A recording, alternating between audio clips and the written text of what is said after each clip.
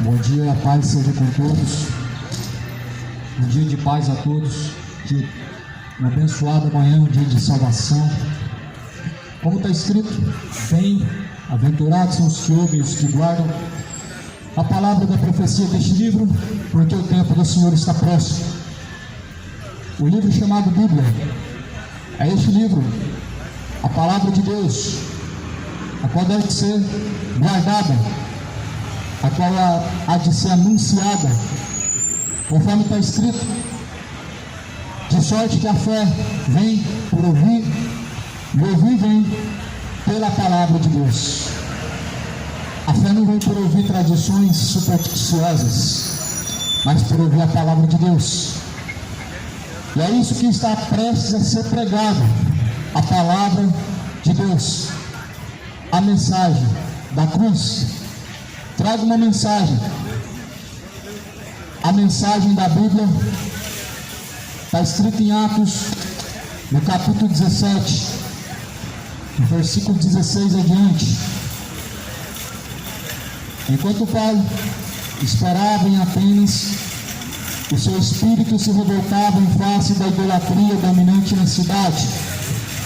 Por isso dissertava na sinagoga entre os judeus e os gentios piedosos, que também na praça todos os dias entre os que se encontravam ali.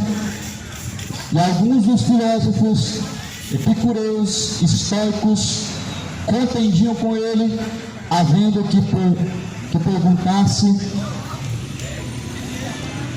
o que quer dizer esse tagarela.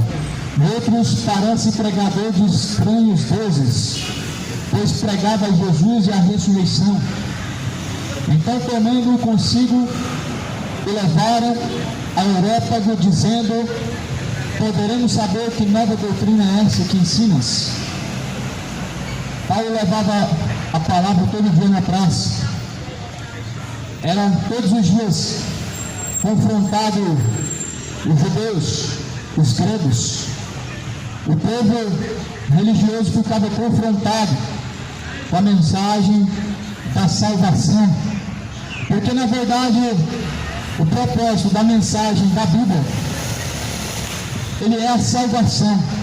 É um propósito totalmente diferente da religião. A religião fala da salvação, mas o seu propósito principal não é a salvação. Falar de Deus e falar da salvação nem sempre significa que nós estamos realmente buscando a salvação. Alguns confiam em carros, outros em cavalos, porém bendizemos ao nome do Senhor aos que nele assim verdadeiramente confiam. Ou seja, alguns confiam na instituição brasileira, nos seus ministros, governantes. Outros confiam nas suas economias que têm, na sua própria força do seu braço, confiam no seu esposo, confiam na sua esposa, confiam nos que estão ao seu redor mais próximos, mais íntimos. Porém, a Bíblia fala: bem-aventurados aos que confiam em Deus e nele estão esperando, aguardando o dia que há de vir virá. O que você tem aguardado? Diante de Deus, a salvação, ou você tem esperado somente por esta vida? A Bíblia vai dizer que se os homens buscam somente por esta vida, esperam somente por esta vida, tornam-se os mais miseráveis dessa terra, aqueles que somente para esta vida buscam. Muitos só estão buscando para essa vida, muitos só têm esperança só nessa vida, de alcançar só para esta vida, e estão se esquecendo da eternidade. Para onde irá a tua alma? Não se esqueça que Jesus, ele diz: teme a Deus, porque Deus tem o poder de lançar o corpo e a alma no inferno. Para onde irá a tua alma? É céu ou inferno? Jesus, ele falou: confiai pelo caminho estreito. E é esse caminho que Paulo estava pregando, que confrontava os epicureus, os filósofos da época, que falavam coisas bonitas, coisas agradáveis ao coração. Alguns são acostumados a ouvir coisas bonitas, agradáveis ao coração, a ouvir pregador renomado, estudado, que estuda só para falar o que as pessoas gostam de ouvir, estuda anos e anos para falar de uma forma bonita, rodeia a Bíblia, para poder encaixar o coração do homem segundo a vontade dos homens. Lá na carta de Timóteo, na primeira carta de Timóteo, está escrito: sabendo isso, que nos últimos dias muitos abandonarão a verdadeira fé. A segunda carta de Timóteo, no capítulo 4, também vai dizer: levantarão mestres, sábios e doutores segundo o seu próprio coração. Últimos dias, a Bíblia diz que vão levantar homens indoutos, homens sábios, que pregam segundo a vontade do seu coração. É o povo que levanta os seus mestres, os falsos profetas, assim como o povo levanta os seus ministros que governam o seu país. Assim o falso cristão, ele levanta o falso profeta, ele levanta os pregadores de fábulas, de filosofias, de vãs sutilezas, que prometem coisas que nunca cumprem. Jesus, ele falou: acautelados, para que ninguém vos engane. Como que nós podemos tomar cuidado para que ninguém nos engane acerca da palavra de Deus e acerca do que é sagrado? Como? Você já parou para se perguntar como se prevenir, como se acautelar e tomar cuidado do engano, do fermento dos fariseus, das doutrinas falsas, das doutrinas de demônio, dos falsos ensinamentos. Como? Aqui nós temos a receita. Jesus fala: examine a Escritura, pois nela vocês encontram a vida, elas que de mim testificam. Ou seja, a Bíblia tem que ser examinada, tem que ser colocada à prova, comparar o que houve com o que está escrito. A Bíblia está aí para ser lida, para ser examinada, para ser comparada com o que é ouvido. Você já imaginou se as pessoas abrissem a sua Bíblia e comparassem com as coisas que ouvem dos supostos pregadores, dos pseudos pregadores, homens de Deus? Muitos falsos profetas seriam desmascarados. Nem tantas pessoas estariam debaixo do engano. As pessoas não estariam enchendo os bolsos dos seus mestres. Falsos pastores e falsos doutores não teriam tanto lugar. Mas porém, a Bíblia fala, lá na carta de Coríntios, a primeira carta diz, no capítulo 13, versículo 13, os quais o Deus deste século cegou-lhes o entendimento dos incrédulos, para que não resplandecem a luz do Evangelho. Sabe o que isso significa? O diabo, aqui a Bíblia diz, ele é o Deus deste século. A Bíblia diz, ele cegou o entendimento. Cegou o entendimento de quem? Dos incrédulos. Os incrédulos não creem na Bíblia. Os incrédulos, eles creem em qualquer coisa que ouve, mas quando confronta aquilo que ouve, não creem. Muitas pessoas não creem na Bíblia, sabe como? Elas acostumaram a ouvir coisas boas nas suas falsas igrejas, através de seus falsos pastores, o evangelho oba-oba, uma falsa teologia da prosperidade, umas falsas curas segundo o diabo está operando.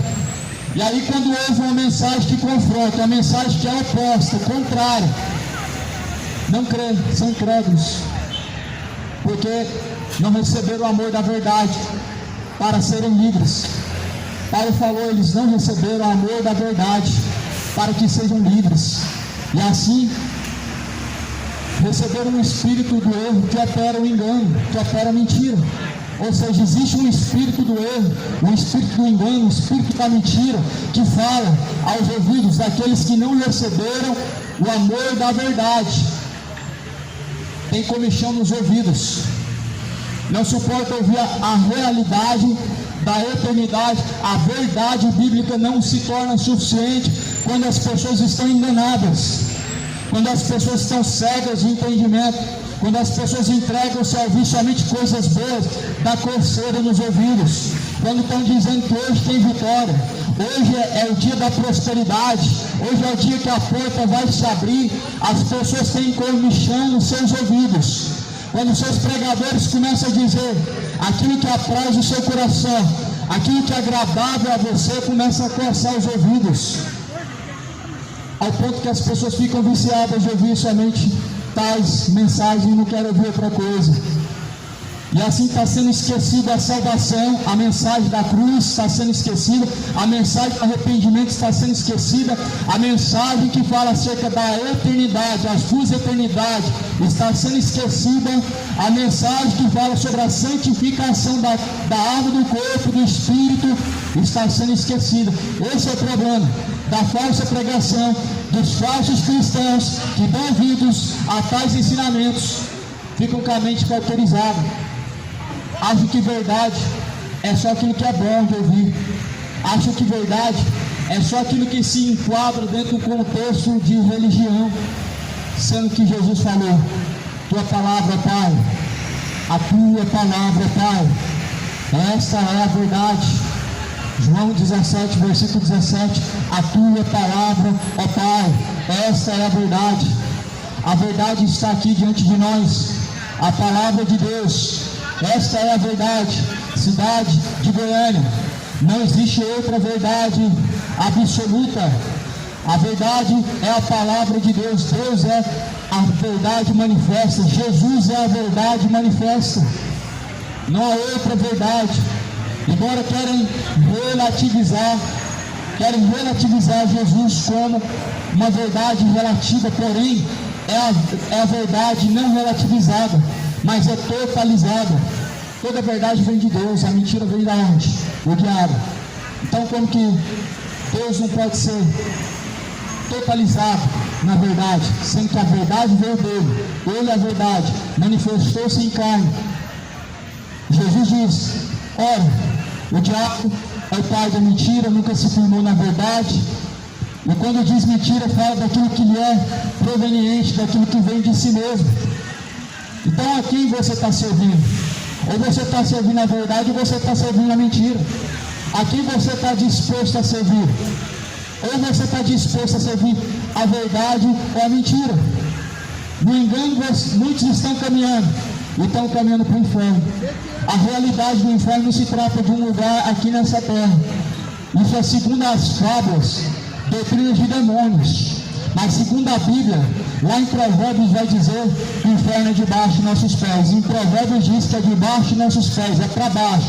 Lá em Provérbios diz: o sábio, ele se desvia do inferno que é para baixo, caminhando para cima, ou seja, para o caminho que conduz a sua alma ao céu. Provérbios diz que o sábio desvia a sua alma do inferno que é para baixo. Esse é o sábio. Ouve as palavras de Deus, ouve as exortações da mensagem de Cristo. Guarda, o tolo ele ouve, daqui a pouquinho ele está repetindo as mesmas tolices. Ouve, mas daqui a pouco está tudo da mesma forma para pior. Ouvem, mas nunca chegam ao conhecimento da verdade, nunca são libertos de seus pecados. Sabe por quê? Enquanto você esperar pela libertação que vem de homem, enquanto você esperar por uma libertação que vem através da imposição de homem, você está escravo, refém de algo, de uma superstição que não pode de maneira nenhuma te libertar. Muitas pessoas estão esperando uma libertação que vem de algum lugar. Alguns estão esperando agora ser internado numa clínica para ser liberto. Outros estão esperando alguém fazer uma oração milagrosa, poderosa, que a vida dele vai mudar a partir dali. Sendo que Jesus falou: se o Filho vos libertar, verdadeiramente sereis livres. Se o Filho vos libertar, verdadeiramente estão livres. Livre do pecado, livre do engano, livre da idolatria, livre da bebedeira, livre da droga, livre da prostituição, livre da imoralidade. Jesus me libertou de todas essas coisas. Não foi através de uma imposição. Deus, Ele quebra a força do diabo através da imposição de mãos na oração. A força do diabo ela é quebrada, mas a libertação é a palavra, é a verdade. Paulo estava em cima do ombro de um cavalo caminhando para onde? Ele estava mais uma vez caminhando em direção de mandar cartas para prender cristãos e matar. Porém, dizia que estava em nome de Deus fazendo um favor para Deus, ou seja, não conhecia a Deus. O que Jesus falou? Saulo, Saulo, por que me persegues? Ele foi liberto. Foi liberto por quê? Porque ouviu a voz de Jesus. A voz de Jesus fala conosco através de sua palavra, mas não damos ouvido. Saulo deu ouvidos àquela voz. Quando ele caiu daquele cavalo, já caiu sem vista. Jesus abriu a sua vista depois daquele instante, depois daquele momento. Muitos estão cegos, estão esperando um milagre vir no céu, estão esperando um anjo vir aqui na terra, um anjo bonito, falar ao seu ouvido, estão esperando a voz de Deus falar com você. Dessa forma, meu irmão, Deus nunca vai falar.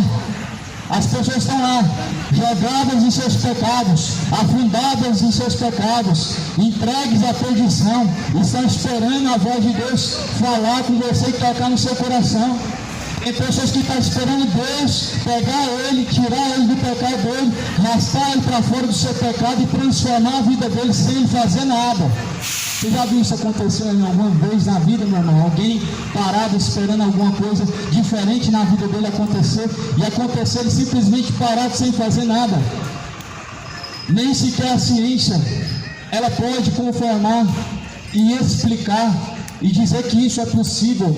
Nada acontece sem o homem simplesmente ele fazer a sua parte. Uma árvore não se nasce se não for plantada, e uma planta não vai adiante se alguém não trabalhar em cima dela. Uma pessoa não sobrevive jogada em cima da cama o dia inteiro sem fazer nada, sem trabalhar, sem se cuidar, sem ir atrás da sua alimentação. A salvação também não é assim, e nem a libertação também é assim. Não é jogado num chão de uma praça, se afundando na cachaça e na droga, que Deus vai fazer a transformação na sua vida. Deus simplesmente, Ele anuncia ao homem que Ele veio buscar ao Senhor, enquanto se pode achar, invocar enquanto Ele está perto. A parte nossa tem que ser feita, e é buscar de todo entendimento. O homem tem sua parte para com Deus, buscar. Jesus falou: aquele que perseverar até o fim, esse será salvo. Você tem perseverado? Em quê? Em que persiste a sua perseverança? No pecado ou em fazer a vontade de Deus? Aqui a Bíblia está relatando que Paulo persistia em pregar na praça todos os dias aquela mensagem, mas todos os dias Paulo era constrangido a sair daquele lugar. Todos os dias Paulo era confrontado, era envergonhado, porque aqueles homens se sentiam confrontados com aquela mensagem e não recebiam aquela mensagem. Paulo pregava, era a mensagem da salvação. A mensagem da salvação, ela confronta o ego. Se alguém ficar 2 horas em seguida, 4 horas em seguida, uma manhã inteira em seguida, falando de coisas agradáveis, segundo o seu próprio interesse, você vai ouvir quanto tempo disponível você tiver. As pessoas que estão com sua mente cauterizada vão ouvir 5 horas de mensagem de autoajuda, de mensagem para prosperar, de mensagem para mudar de vida, de mensagem de bênção, que Deus vai te abençoar, mas, porém, estão morrendo em seus pecados porque não querem a mensagem viva e eficaz. E a mensagem viva e eficaz é a mensagem que constrange o pecador a se arrepender, é a mensagem que confronta o pecador a abandonar os seus pecados. Essa mensagem é a mensagem da cruz, que é loucura para os que perecem e se perdem, mas é o poder de Deus para a salvação daquele que crê. É loucura para os que perecem, mas é o poder de Deus para a salvação daquele que crê. Olha o que Paulo estava fazendo. Ele estava em cima do aerópago. Levaram Paulo ao aerópago dizendo: podemos saber que nova doutrina é essa que ensinas? Posto que você traz aos nossos ouvidos coisas estranhas, queremos saber o que vem a ser isso. Olha, eles estavam acostumados a ouvir outra mensagem, não era a mensagem da cruz. O povo ficou assustado com o que Paulo pregava, porque eles não eram acostumados a ouvir a mensagem verdadeira, que liberta, a mensagem do Pai, a mensagem do alto, a mensagem de Cristo. Eles eram acostumados a ouvir a mensagem dos seus mestres, das sinagogas, dos seus rabis, dos homens estudados, de barba grande, homens letrados, mas indoutos e inconstantes do Espírito de Deus. Homens letrados diante da sociedade, mas analfabetos diante de Deus. Eles queriam saber o que era aquilo que Paulo estava pregando. Nunca ouviram falar de uma mensagem que o homem tem que deixar o pecado. Nunca ouviram falar de uma mensagem que o homem não pode carregar com superstições ou tradições vãs que vêm da sua religião. Eles se sentiram confrontados e queriam saber o que era aquilo que Paulo pregava. Ele estava pregando um aerópago, numa praça de uma cidade, aonde estava cheio de estátua, onde estava cheio de imagem de escultura, onde desde a entrada até a saída da cidade estava entregue à idolatria e à perdição. Esse é o contexto da mensagem. Paulo esperava em Atenas o seu espírito. Enquanto Paulo esperava em Atenas, o seu espírito se revoltava em face da idolatria dominante na cidade. Ou seja, a cidade estava tomada pela idolatria.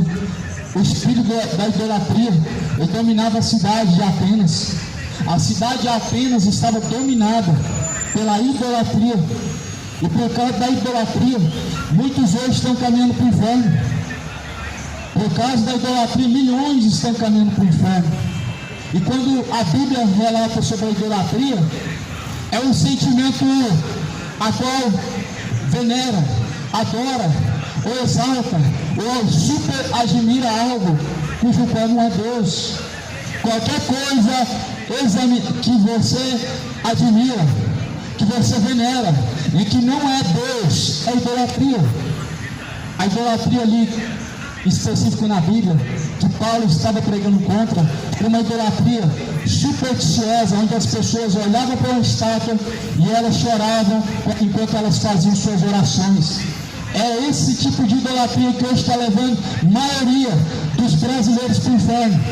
Depois da idolatria ao futebol, a maior idolatria é a idolatria aos ídolos mortos, é a idolatria diante das estátuas que as pessoas têm, é a idolatria que as pessoas têm de ficar venerando ídolos mortos, onde a Bíblia diz: não se prostrarás diante da imagem de escultura, nem tampouco se dobrarás diante dela, pois eu sou o Senhor teu Deus. Isso é um mandamento. O que a Igreja Católica fez com esse mandamento, hein? Ele foi tirado. Tem 10 mandamentos, mas o segundo foi tirado, que é não se prostrar diante da imagem de escultura. O último mandamento foi dividido em 2. Não cobiçarás a mulher do teu próximo, e foi dividido: não cobiçarás a mulher do teu próximo, nem as coisas do teu próximo. Isso para poder continuar os 10 mandamentos, porém tudo torcido e tudo acrescentado. Só que lá em Apocalipse está escrito: ai daqueles que tirar qualquer coisa da palavra deste livro, e ai daqueles que acrescentar qualquer palavra à profecia deste livro. Sabe o que Deus vai fazer? Aquele que acrescenta, vai ser acrescentado as pragas sobre ele. Aquele que tira, será tirado a sua parte da árvore da vida. Ou seja, aquele que tira, ele perde. E aquele que acrescenta, é acrescentado nele a maldição, ou seja, a condenação. E por isso, Jesus ele diz a nós, ele diz para mim: examine a Escritura, examinai, pois, a Escritura, pois elas testificam de mim, nelas vocês encontram a vida. É por isso que o povo ficou confrontado. Quando Paulo pregava em Atenas, não era o costume deles examinar a Escritura, pegar os pergaminhos sagrados de Deus, abrir e ler e comparar com a história das tradições da religião a qual eles serviam. Por isso, eles queriam saber e interrogavam Paulo, mas com muita ira no coração. Esse homem está pregando um Deus estranho. Que tipo de Deus é esse que esse homem está pregando? Paulo não estava pregando um Deus estranho. O povo que estava adorando deuses pagãos, demônios. Paulo não estava apresentando um Deus diferente, mas o povo adorava os demônios, achando que estava adorando a Deus. Muitos estão achando que aqui está sendo pregado uma mensagem diferente. Você que talvez não tenha lido o que está escrito, talvez te confronte ou não. Confronta talvez, porque assim não é zeloso, não se preocupa com o que está escrito, acha que a Bíblia não é uma palavra a ser levada ao pé da letra, acha que a Bíblia não pode ser cumprida nos dias atuais, acha que santidade é besteira, é bobagem. É por isso que as pessoas estão cada dia mais entregues ao espírito do erro, se afundando em idolatria, se afundando no engano do pecado, por causa do engano de seus corações, de não ter o zelo de examinar o que está escrito. Então Paulo, levantando-se no meio do aerópago, diz: senhores atenienses, em tudo vocês eu vejo acentuadamente religiosos e supersticiosos. Paulo viu e reconheceu que o povo era supersticioso e religioso demais. Aonde que Paulo está reconhecendo a religiosidade como algo bom? O olhar de Paulo com a religiosidade é um olhar de indiferença. O olhar que Paulo está olhando para a religiosidade do povo é um olhar de assusto, assustado. É um olhar assustador de olhar o povo na perdição, o povo entregue à idolatria. O contexto religioso na Bíblia, segundo a Bíblia, ele nunca representou algo bom, uma bênção, ou algo que seja a favor de Deus. Na Bíblia não, e nos dias atuais também não. Na Bíblia Sagrada, desde o momento que Jesus pisou na terra, já existia a religião. Não a religião bíblica ou sagrada de Deus, porque até o momento que Jesus pisou na terra não tinha a religião oficial de Deus. Jesus, quando partiu para o Pai, não deixou a religião oficial de Deus. Jesus não foi fundador de religião nenhuma. Jesus, ele foi e ele é o caminho. Jesus, ele veio buscar salvar o que se havia perdido. Jesus, ele abriu um caminho a qual não existia. Ele diz: eu sou o caminho, a verdade e a vida. Jesus, ele salva sem religião. Jesus salva sem religião porque ele é o único intercessor, porque ele é o único mediador, porque ele é o acesso direto ao Pai, porque é nele que nós estamos congregados ao Pai. Congregados significa juntado, unidos, num só corpo com Deus, com Cristo, através da pessoa de Cristo, através do Supremo, verdadeiro pastor, o bispo das almas, Jesus Cristo. É nele que nós estamos congregados ao Pai, ajuntados numa só fé, num só corpo, num só Espírito. Por isso, a Bíblia fala: ninguém chega ao Pai a não ser por mim. Ou seja, a religião, ela tem um nome, um significado dado a esse nome. Significa religar. Religião significa religar o homem a Deus. Porém, sabemos que nenhuma religião tem esse poder, nenhuma delas, incluindo 100%, nenhuma delas tem esse poder. Porque senão teria que ser tirado essa dádiva de Cristo para ser colocado em alguma religião que os homens chamam de algo verdadeiro. Só que quem religa o homem a Deus é Cristo. Ele é aquele elo da corrente que estava faltando para que o homem fosse religado novamente com Deus, ou seja, reconciliado novamente em Deus. É isso que o homem precisa, é isso que nós precisamos: abandonar os pecados para serem novamente reconciliados, religados através da pessoa de Cristo. Foi isso que Jesus veio fazer, e ele pregou a remissão dos pecados. Ele disse: arrependei-vos e convertei-vos, para que sejam apagados os vossos pecados. Vem sobre vós o tempo do refrigério, por meio do Senhor Jesus Cristo. Aqui Jesus está sendo pregado por Paulo, e o povo está achando estranho, porque o povo não era acostumado a ouvir uma mensagem assim. Hoje, pregar a mensagem da justiça de Deus, pregar a mensagem que fala sobre o juízo vindouro, é algo estranho para as pessoas. Sabe por quê?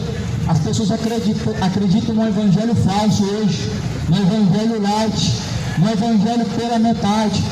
O evangelho light, o evangelho falso pela metade, ele apresenta Deus só com amor e pronto. Esquece que Deus vai julgar, ou seja, é o justo juiz. Esquece que Deus se ira com o pecado e descarta, esconde isso das pessoas. Se esquecem que Deus, ele vai lançar no inferno. Alguns vão ser lançados no inferno, querem esquecer disso, encobrem. E é por isso que hoje as pessoas acham estranho uma mensagem pregada na sua totalidade como ela é, porque não estão acostumados com o alimento sólido, o alimento verdadeiro, mas só se acostumados a se alimentar de um leite espiritual. É uma falsa mensagem, é uma mensagem light.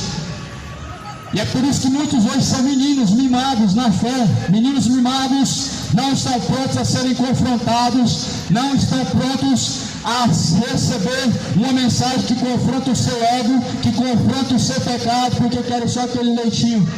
Acostumado a serem mimados, fala só o que gosta de ouvir, correção nada, exortação nada, faz tudo do jeito que quer, pois Deus, ele te ama do jeito que você é.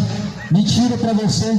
Deus não te ama do jeito que você é. O Evangelho não é aceitação. Deus não é um Deus inclusivo. Deus não inclui as vontades humanas junto para com o reino de Deus e a sua palavra. Mas Ele anuncia agora e a todos, em todos os lugares, que se arrependam. Deus não entende o seu coração. A Bíblia diz: enganoso é o coração do homem. É mais enganoso do que todas as coisas nessa vida. O coração do homem é enganoso. Por isso Deus não entende o coração do homem. Jeremias diz: enganoso é o coração do homem, e é mais enganoso do que todas as coisas nesta vida. O coração corrupto, quem o achará? Só Deus.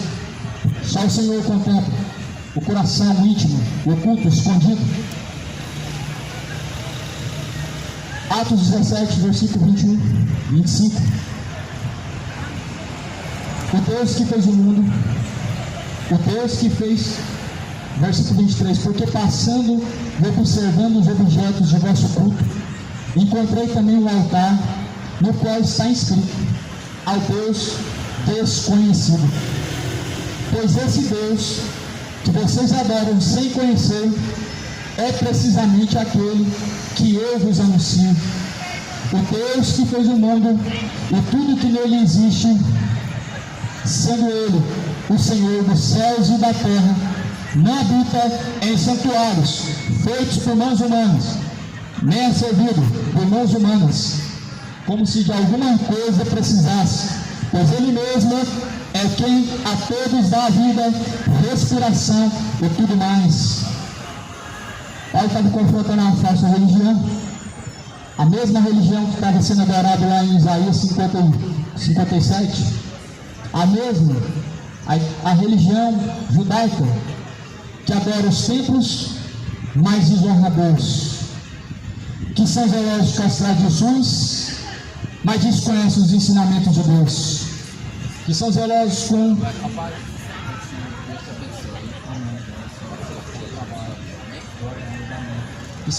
com aquilo que aprenderam dos homens, mas nada com o que aprenderam de Deus, que ouvem sempre, mas nunca chegam ao conhecimento da verdade, porque eles são privados da verdade. Paulo confrontou aquele altar que estava em Atenas. Existia um altar ali onde existia um nome escrito: ao Deus desconhecido.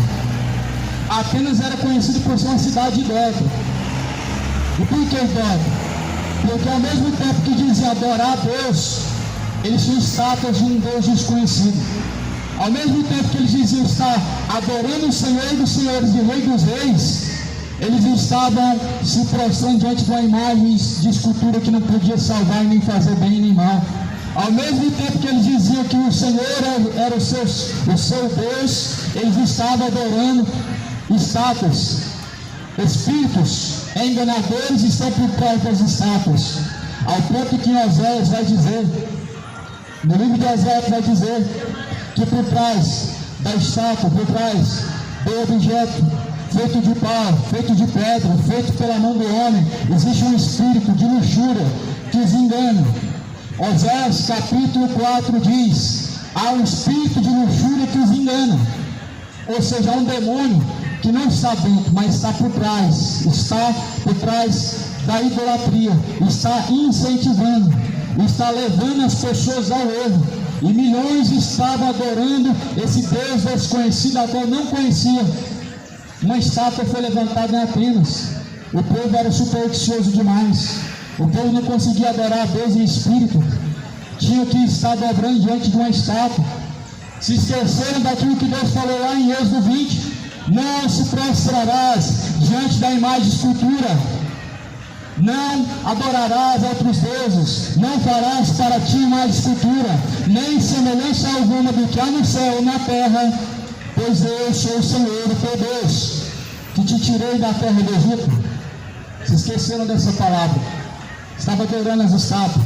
O povo se esqueceu dessa palavra, está adorando a estátua da Aparecida. O povo se esqueceu dessa palavra, está adorando uma estátua que fala que é o menino Jesus. Engraçado que Isaías não cita ele como menino de boa aparência, e nem como menino ele é citado em Isaías. Isaías cita ele como Deus forte e poderoso. Isaías fala que ele não tinha um bom parecer para que nós o adorássemos, para que nós o desejássemos. Era um homem castigado, experimentado em trabalhos. Ele não tinha bom parecer. Isaías reconhece que ele não tinha bom parecer. Ele não tinha para que nós o desejássemos, para que nós quiséssemos o adorar. Esse era Jesus, a qual as pessoas desconhecem, a qual as pessoas não estão reconhecendo mais. Dizem que ele é o Senhor, mas porém negam suas obras, porque estão presos ainda no engano. Aquele menino que está na estátua, aquele menino de olhos azuis, a aparência não é o que leva nós a Deus, mas sim o real sentimento de termos a sua palavra escondida em nosso coração. Paulo então vê uma estátua, vê um altar, estava escrito ao Deus desconhecido. Sabe quem que era esse Deus desconhecido? Era o Deus poderoso. E por que desconhecido? Porque ouviam falar, mas nunca tinham se aproximado dele. Para muitos, Deus hoje ele é um Deus desconhecido. Sabe por quê? Ainda muitos ouvem falar de Deus, mas ainda estão caminhando distante da vontade dele. Para você, talvez hoje Deus seja desconhecido, embora que você ouve falar dele, embora que você fale dele, embora que você diz que teme a ele, mas ele é desconhecido quando você não o obedece, quando você não serve a ele. O Deus desconhecido é o Deus Jeová o poderoso, é Jesus Cristo o glorioso, é Jesus Cristo o Messias o Salvador. O Deus forte, o Pai da eternidade, ainda é desconhecido ao coração de muitos, porque se ele fosse conhecido de você, haveria maior temor ao pecar, e não pecaria. Se Deus fosse conhecido por você, haveria maior temor em cometer suas imoralidades, não estaria entregues à bebedeira, não estaria entregues à droga e perdição, não estaria entregues à mente, à consciência maliciosa e pervertida, não estaria esse mundo hoje cheio de ganância, cheio de inveja, cheio de orgulho, mas temeriam o Senhor. Por isso que Deus é desconhecido ainda. Confesso com os lábios, mas negam com as obras. Você não conhece a Deus. Muitos não conhecem a Deus. Este povo me honra com seus lábios, mas o seu coração está distante de mim, e em vão me adora. O Senhor chama ao arrependimento. Aceita o acordo de paz para que você possa conhecer a Deus. O Senhor chama ao conserto. Aceita o acordo de paz com Deus para você ter paz com Ele na eternidade. Para você ter paz com Deus na eternidade, você tem que arrepender dos seus pecados. Precisamos nos converter de nossas iniquidades diante do Senhor. Para nós termos paz com Deus, é necessário um novo acordo, uma nova aliança, uma aliança de fidelidade, uma aliança de arrependimento. É necessário, se faz mais do que necessário nos dias em que estamos vivendo. Se arrependam. Essa foi a mensagem que Paulo pregou, até eles levarem ele preso. Porque quando o povo não aceita a mensagem de Deus, eles querem fazer alguma coisa, eles querem tomar alguma atitude para que não continuem ouvindo. Chamaram as autoridades. Paulo foi preso por causa dessa mensagem. Quando o povo não se sente confrontado, eles querem agir na carne, eles querem agir na ira, querem agir contrário. Porém, o homem, ele tem lutado contra os aguilhões de Deus, contra a força e contra o poder de Deus. Jesus falou: se alguém recebe a voz, a mim me recebe. Se alguém não ouve a voz, a mim não me ouve. Não rejeita a aparência do homem quando rejeitam a quem está pregando, mas rejeitam a Deus, porque somos ministros. Nós somos ministros, somos embaixadores de Cristo. O embaixador, ele tem um papel muito fundamental. O embaixador, ele tem um trabalho muito maravilhoso diante do rei, que é de representar, levar a mensagem do rei, levar a mensagem do seu Senhor para aquelas pessoas a qual o rei ele quer transmitir. É um trabalho muito importante. Ele está com um ministro, como alguém que está representando, levando a mensagem. Jesus falou: eu vim em nome de meu Pai, mas a mim não me receberam. Porém, se outros vêm em seu próprio nome, a esses vocês bem recebeis. Paulo, então, ele disse assim: o Deus fez o mundo, tudo que nele há e existe, sendo ele o Senhor do céu e da terra, não habita em santuários feitos por mãos humanas. Paulo falou: Deus não habita em santuários, templos feitos pela mão do homem. Deus não habita, nunca habitou em templo feito pela mão do homem. A igreja evangélica reconhece isso, a igreja católica reconhece isso, mas porém nega na prática. Todas as religiões professam isso, que Deus não habita em templos feitos por mãos humanas, mas porém na prática negam. Todas, infelizmente, é a realidade.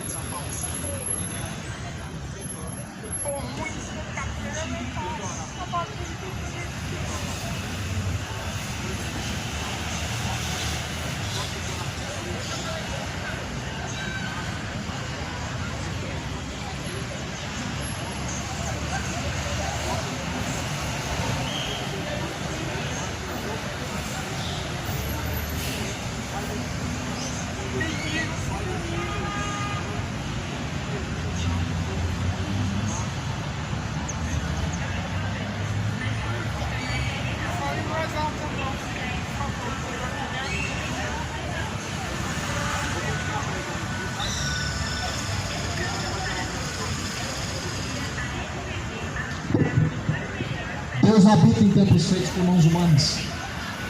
Qualquer um pode reconhecer isso, porque está escrito. E o que está escrito, não tem como nós dizermos alguma coisa contra. Se está escrito que Deus não habita em templos feitos por mãos humanas, então Deus não habita. Se Deus está dizendo que não habita em templos feitos pela mão do homem, é porque ele deve ter outro lugar de habitação. Concorda? Você já parou para pensar o porquê que Deus não habita em templos feitos por mãos humanas? Como eu estava dizendo, a igreja evangélica reconhece que Deus não habita em templos feitos por mãos humanas. A igreja católica, ela reconhece que Deus não habita em templos feitos por mãos humanas. Reconhece, entre aspas. Porém, na prática negam. Por quê? Porque chamam de casa de Deus. Porque falam que essa é a casa de Deus. Porque dizem que estão indo para a casa de Deus. Dizem que estão adorando a Deus na casa de Deus. Confessa com a boca. Mas adiantou? Se não pratica, adianta confessar? Se pratica o contrário, adianta confessar? Quando o homem ele pratica o contrário, a sua confissão se torna inválida. A sua confissão ela se torna mentirosa. Ela é invalidada. Deus, ele tem um templo. O templo de Deus na terra não é feito pela mão do homem. O templo de Deus na terra é o corpo. O corpo é o templo e morada de Deus.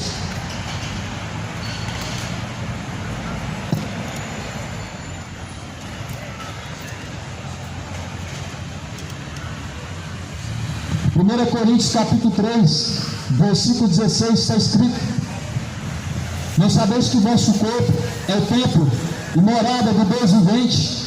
Não sabeis que o vosso corpo é a casa de Deus? É a única casa de Deus na terra. Na terra, a única casa de Deus é o corpo.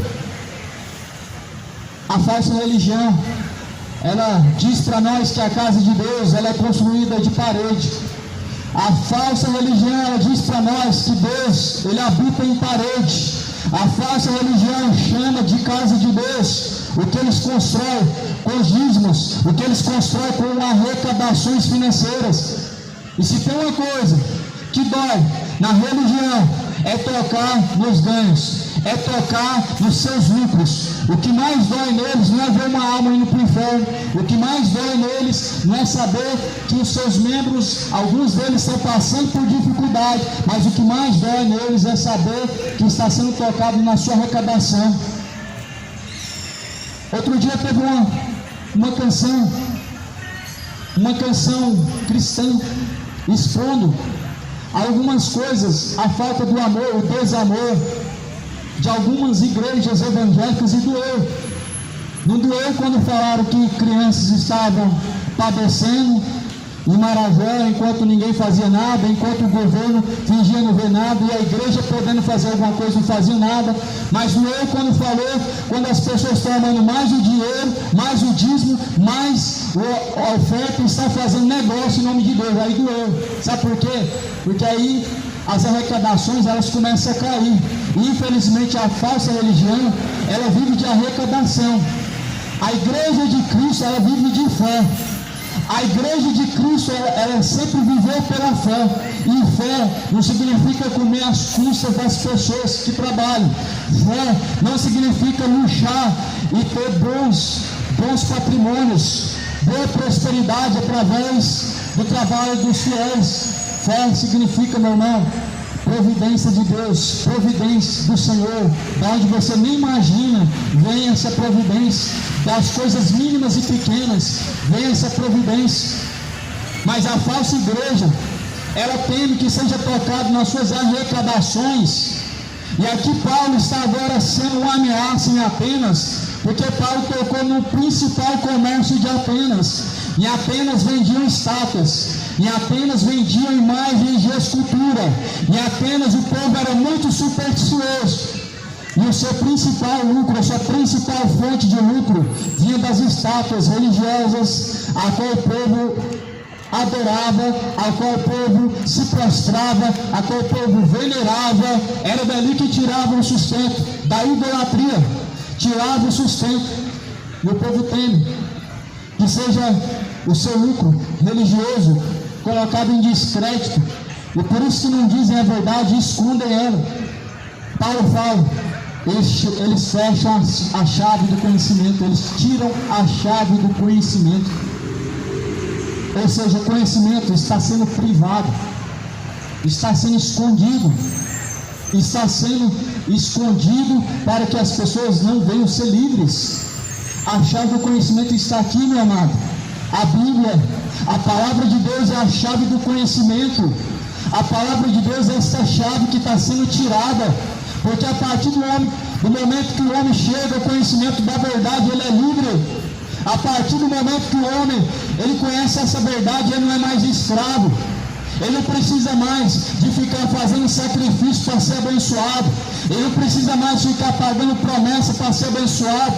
A partir do momento que o homem conhece essa verdade, ele sai debaixo desse engano. Ele para de ficar dando dinheiro para receber bênçãos em troca. Ele para de ficar fazendo obras para os homens, para receber de Deus. Ele para de ser barganhador para receber pela misericórdia e pela graça de Deus. Jesus falou, é pela graça que sois salvos, não vem das obras, para que ninguém se glorie. É pela graça, não é pela a fogueira santa, não é. Você não vai para o inferno por não fazer uma fogueira santa, mas você corre muito risco de ir para o inferno fazendo uma fogueira santa. E sabe por quê? Estão levando fogo estranho diante de Deus, estão levando um sacrifício imundo a Deus, e Deus não está aceitando, ele rejeita esse sacrifício. Está sendo feito a mamon, aonde oferecem o seu tudo, o seu dinheiro, o seu carro, o seu 13º, as suas economias. Elas não estão chegando para Deus, nunca chegaram até a Deus o que vem do bolso do homem. Mas o que chega até a Deus, meu irmão, é o que vem de um coração quebrantado e contrito. Isso Deus não rejeita. Misericórdia eu quero e não sacrifício, disse Jesus. É a misericórdia que tem que ser efetuada e praticada. É a misericórdia no seu próximo que faz com que se cumpra o primeiro mandamento, amar a Deus e amar o próximo. Você quer amar a Deus? Não é simplesmente você dizer eu amo. Você quer amar a Deus, é tendo misericórdia do seu próximo. Se você quer amar a Deus, é sendo cumpridor da sua palavra, é sendo zeloso com a Escritura. Se você quer amar a Deus, fuja do pecado, fuja da idolatria, fuja da bebedeira, fuja dessa ganância, fuja dessa soberba, fuja da imoralidade. Se você quer amar a Deus, se afaste do seu pecado. Há um casamento, as bodas do Cordeiro, ela vai acontecer. Há um convite que está sendo feito, o convite às bodas do Cordeiro. Jesus, ele vai se casar com o seu noivo, a sua igreja. Jesus, ele só pede uma coisa: você tem que ser divorciado do seu pecado. Não tem como Deus unir o homem com o pecado. O homem unido no seu pecado configura adultério. Israel, quando deixou a Deus e se prostituiu, foi por causa dos seus pecados. Israel estava em adultério espiritual. Como assim? Israel vivia adorando os Baalins, os Astarotes, os Baal, Deus Zebu. Israel dizia que Deus era o seu Senhor, o seu Pai. Mas lá em Oséias, Deus mostra para Oséias a sua indignação, o seu desgosto, a sua tristeza, a sua insatisfação de ver Israel se deitando com os Astarotes, adorando Baalins, adorando demônios, adorando estátuas de deuses estranhos, adorando estátuas e não Deus vivo, Deus que é Espírito. Para você se casar com Cristo e você ter uma aliança com Cristo, você tem que estar separado do seu pecado. Separação do pecado. Deus não casa com a prostituta. A prostituição é o pecado. Deus não casa com quem tem união com o seu pecado. Quem ama o seu pecado, ele está separado, destituído da presença e da glória de Deus. Foi isso que Paulo falou, foi isso que foi dito nos profetas. Na terra não há conhecimento de Deus, pois todos pecaram e destituídos são da glória de Deus. Qual que era o contexto?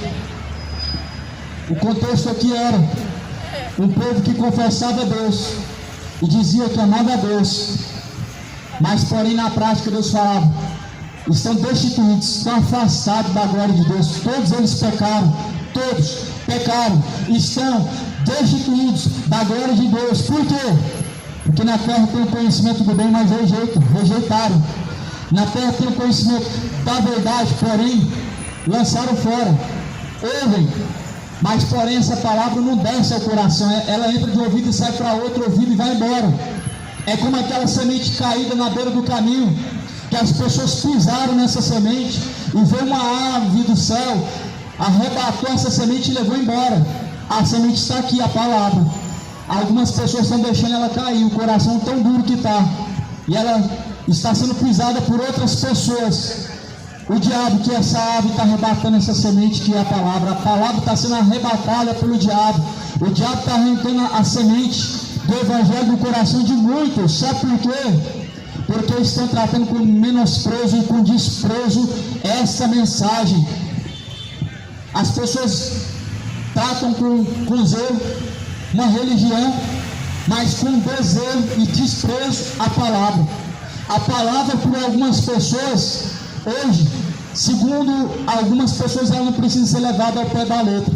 Mas quando se trata da religião, tem que levar tudo ao pé da letra.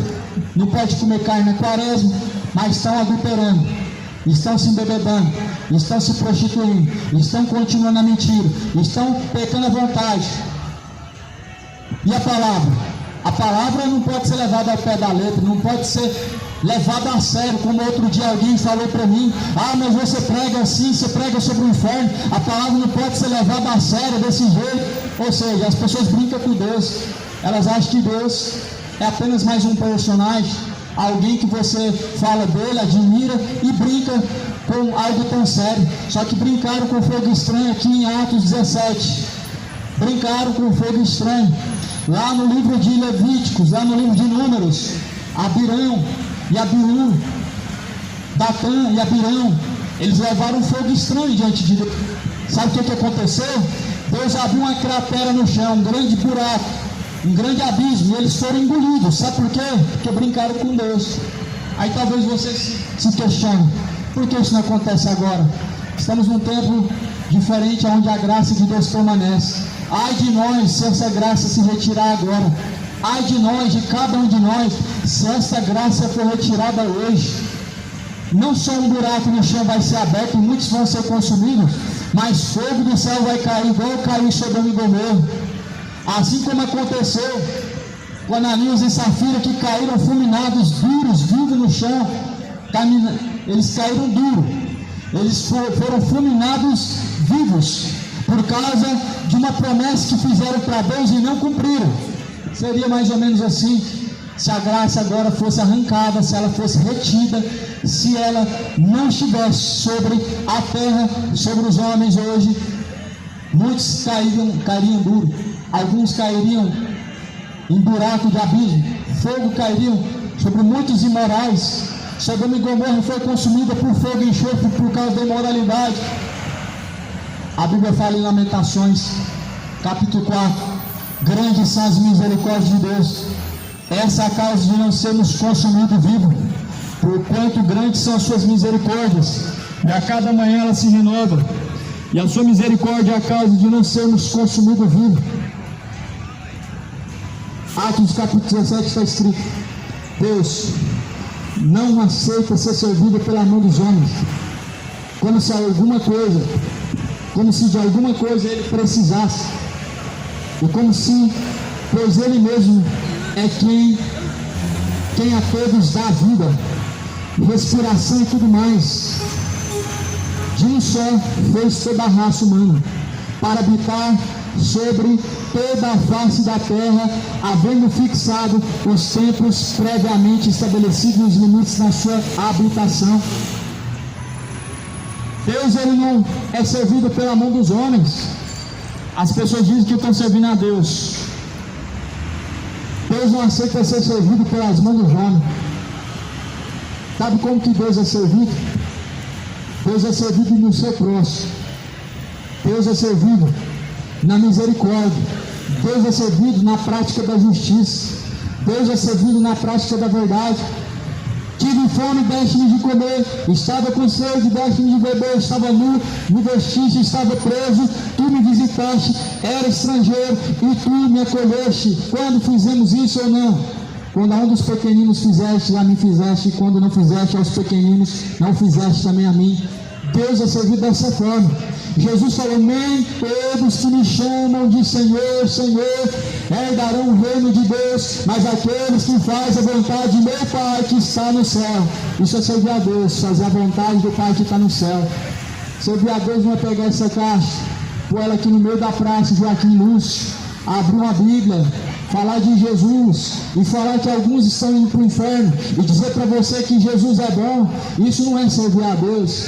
O servir a Deus, ele é no seu próximo. O servir a Deus é fazer a vontade do Pai. Você está fazendo a vontade do Pai? Quantos estão fazendo a vontade do Pai? Porque Jesus diz: muitos me dirão, Senhor, mas em teu nome nós fizemos maravilhas. Senhor, mas em teu nome fizemos prodígios. Senhor, mas em teu nome expulsamos os demônios, fizemos grandes milagres e curas. Mas ele dirá: apartai-vos de mim, vós que praticam a iniquidade, para o fogo eterno junto do diabo e seus anjos. Ele vai dizer isso. Sabe por quê? Fazer obra em nome de Deus não significa que nós temos a aprovação de Deus. Fazer alguma coisa em nome de Deus não significa que Deus, ele está conosco. A iniquidade nos separa de Deus. A iniquidade, ela nos afasta de Deus. Dons é dado sem revogação, sem arrependimento. Cuidado. Jesus fala em Mateus 24, versículo 9: acautelai-vos, nos últimos dias. Jesus fala que os falsos profetas fariam tão grandes sinais e prodígios de mentira que, se possível, enganaria até os escolhidos. É um alerta de Jesus para o dia vindouro, para o grande dia, a qual está prestes a vir, chamado o dia do arrebatamento. A Bíblia está falando: Deus não aceita ser servido pelas mãos dos homens, como se de alguma coisa ele precisasse. Deus não precisa de alguma coisa que o homem possa fazer. Porém, pregar o Evangelho é um privilégio. Pregar o Evangelho não é porque Deus precisa, não é porque Deus depende de mim. Deus não depende de mim, Deus não depende de você, Ele não está em nossa dependência. Ai de nós se Deus tirar de nós a misericórdia, ai de nós se Deus tirar o fôlego de vida. É justamente eu que dependo dele, é justamente você que depende dele. Aquilo que está sendo feito é pela misericórdia. A Bíblia fala que é um privilégio para nós pregar o Evangelho. E isso na minha vida eu faço das mesmas palavras da minha palavra, é um privilégio.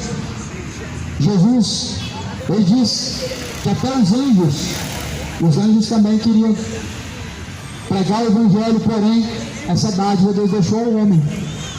Porém as pessoas terceirizam isso, elas se alegram quando vê alguém fazendo, mas elas mesmas não querem fazer a sua parte. Elas ficam felizes, algumas quando vê, mas infelizmente a sua parte, ela está sendo feita quando? Quando que está sendo feita a tua parte? Porque Jesus falou que nós fomos levantados, somos eleitos para anunciar as suas dádivas, para anunciar as suas feituras. Atos dos Apóstolos fala que Deus nos elegeu, nos tornou eleitos para que nós vamos e anunciemos as dádivas de Deus. Uma das dádivas de Deus é o amor. E as pessoas, elas abrem um parênteses nesse amor, elas colocam um parênteses e elas colocam um ponto e dizem que Deus é só amor. Amor é uma das dádivas. A Bíblia fala para anunciar as dádivas de Deus. Uma das dádivas de Deus é que Ele é o justo juiz. Ele é um Deus que se ira todos os dias, e se o homem não se arrepender, Deus afiará com a espada. Que dádiva que é essa? Deus manifestando a sua justiça. E quem disse que a ira de Deus é uma forma assustadora, ou é uma forma de vingança, ou é uma forma de juízo? A ira de Deus, meu irmão, ela prova o amor de Deus. Aonde Deus separa os maus dos bons, aonde Deus está separando as ovelhas dos bodes, aonde Jesus está separando uns dos outros. Uma das dádivas de Deus é a justiça. A Bíblia fala que fomos eleitos, escolhidos para anunciar as dádivas do Senhor. Jesus fala para os discípulos: tudo que vocês têm ouvido, subam e proclamem em cima dos telhados. Aquilo que vocês têm ouvido nos gabinetes, aquilo que vocês têm ouvido em secreto, ou seja, o que nós ouvimos, aprendemos em quatro paredes, tem que ser anunciado a todos os ouvidos. Quando Jesus fala subir em cima do telhado, ele literalmente está dizendo que a nossa voz, ela precisa ir o mais longe possível. Literalmente Jesus está falando que tem que ser gritado, tem que ser explanado o que está escrito, para que todos os ouvidos ouçam, para que as pessoas sejam plenamente, antecipadamente alertados. E Goiânia está sendo antecipadamente alertado. Há quantos anos Deus, Ele deixou até a sua promessa, e até hoje muitos não se arrependeram.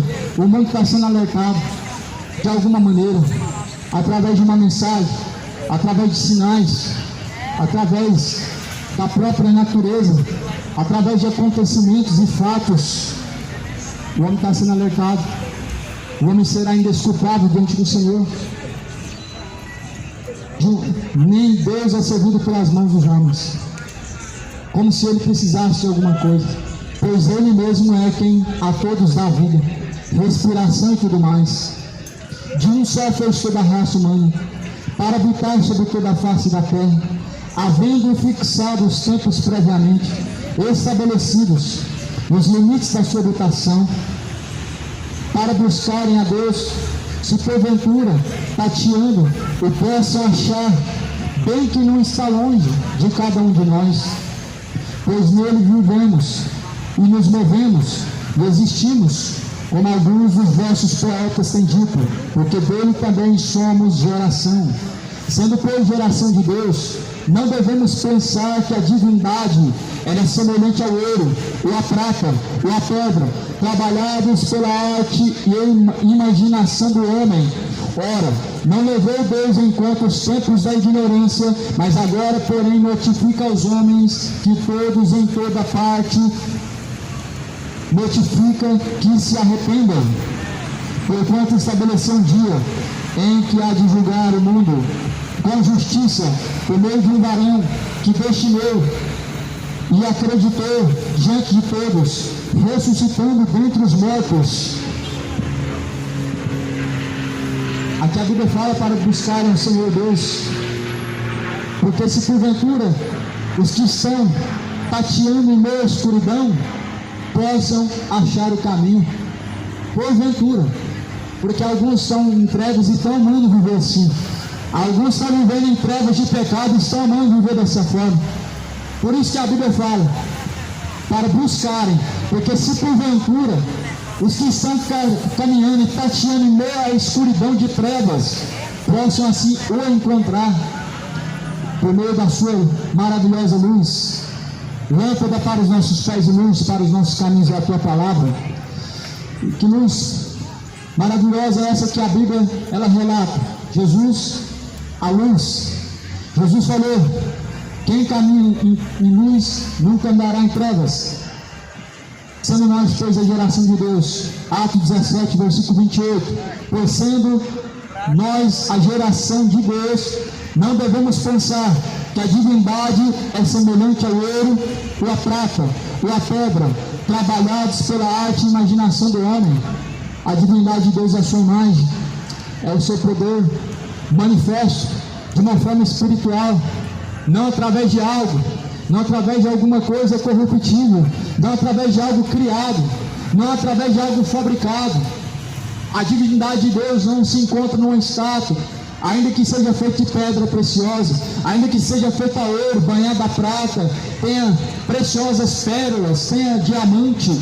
A Bíblia diz: não cuideis que a divindade de Deus seja encontrada em artifícios feitos pelas mãos dos homens, ou seja, a imagem, divindade de Deus não se encontra, não é manifesta através de nenhuma imagem, não se manifesta a divindade de Deus, a imagem do Senhor. Deus não é glorificado através da estátua, Deus não é glorificado através da imagem aparecida, Deus não é glorificado através da imagem de Maria, Deus não é glorificado através da imagem de Jesus e de nenhum outro santo que existe.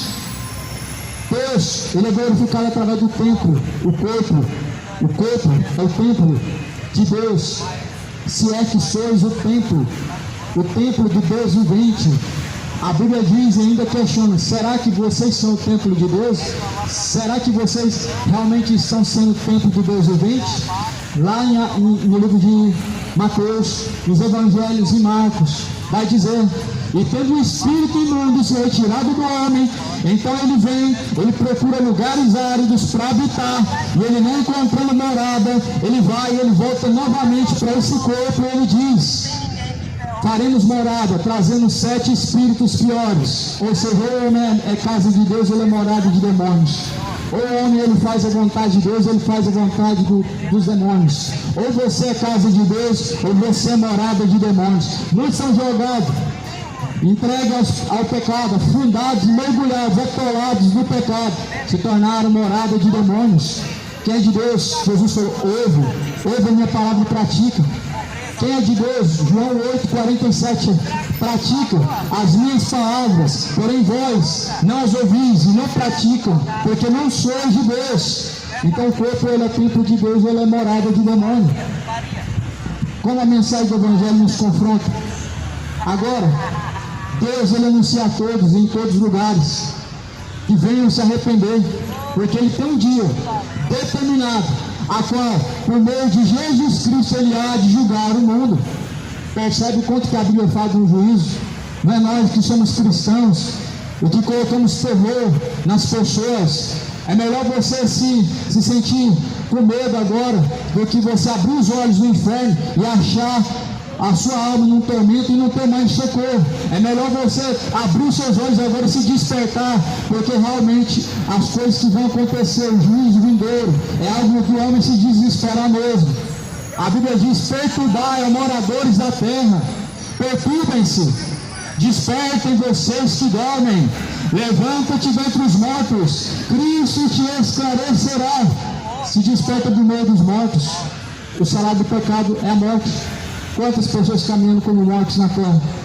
Um dos sinais de que a pessoa está morta, não consegue dar ouvido à voz de Deus. Ouve tudo, passa um funk, o corpo começa a balançar sozinho. Ouve uma mensagem de uma música profana que fala de cachaça, já começa a se alegrar. Ouve a mensagem do evangelho, olha como que está o desprezo. As pessoas passam para lá, as pessoas para cá, mexendo em celular, cada um atrás de seus interesses, preocupado com coisas vãs, mas para onde irá a tua alma? Isso é um dos sinais que você está morto. A mensagem do evangelho não traz reação, não consegue trazer ao coração do homem uma reação. Então, meu amado, se desperte, pois o dia que há de vir virá. Disso Deus deixou certeza. Atos 17, versículo de número 31. Porquanto ele estabeleceu um dia em que há de julgar o mundo com justiça diante dos homens, por meio do seu Filho, a qual ele mesmo acreditou e destinou para julgar dentre os mortos. Então Jesus, amado, ele vai julgar os vivos e os mortos. A Bíblia fala que vai ressuscitar no último dia, uns para vergonha, desprezo eterno, outros para o gozo eterno.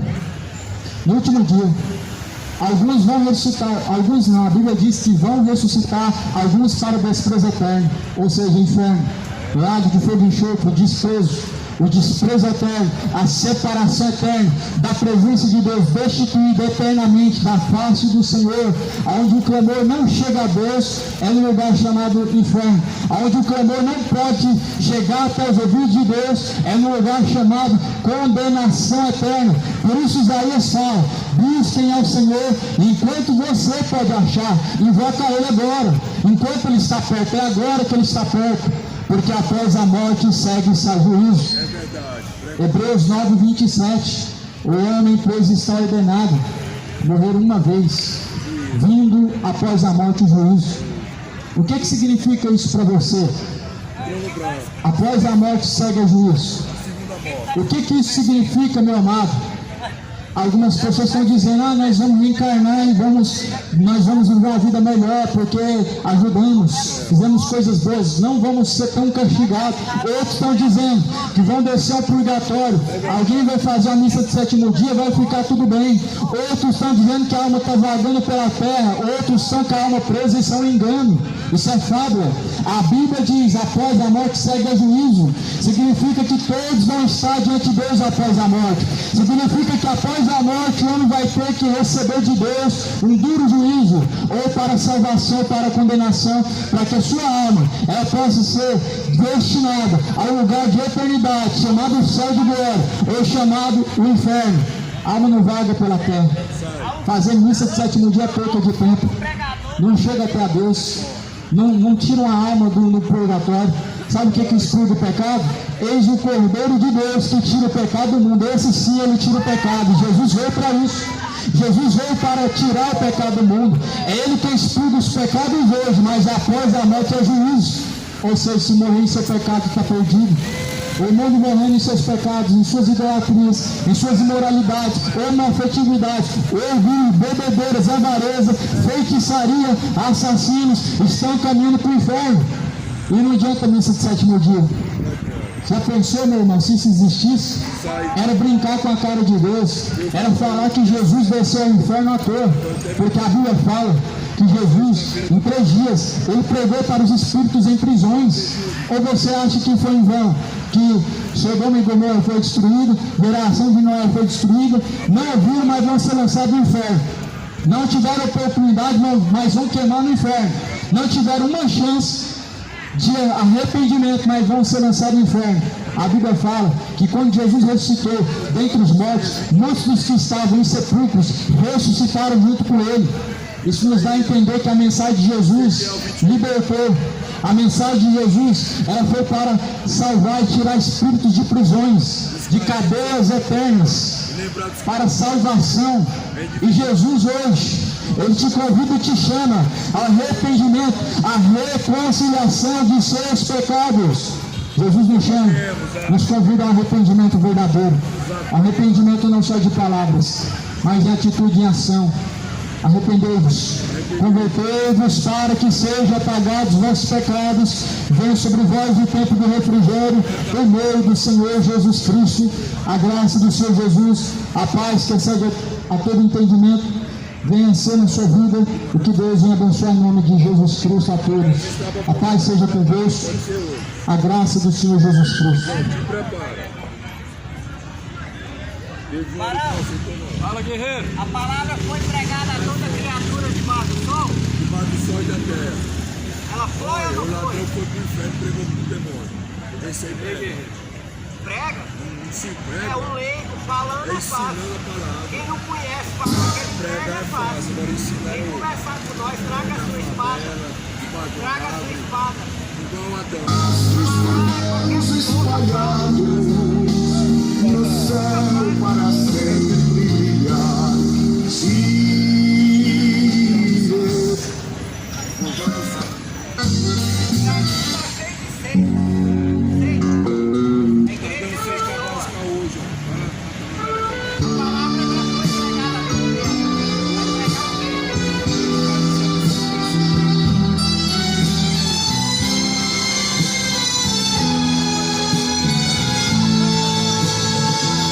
Eis os grandes prenúncios da volta de Cristo diante de nós.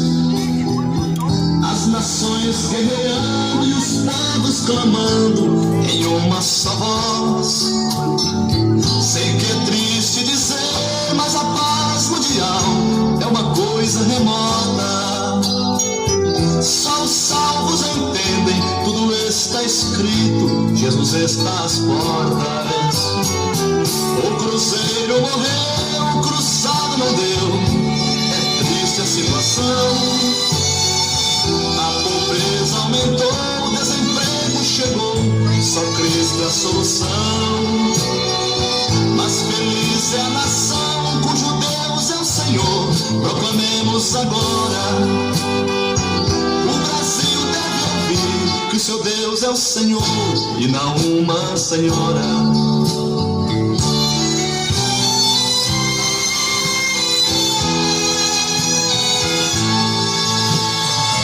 Nunca vi prosperar um país cujos povos a outros deuses adoram. Quando eles veem o mal, eles dizem que é bem, não se humilham nem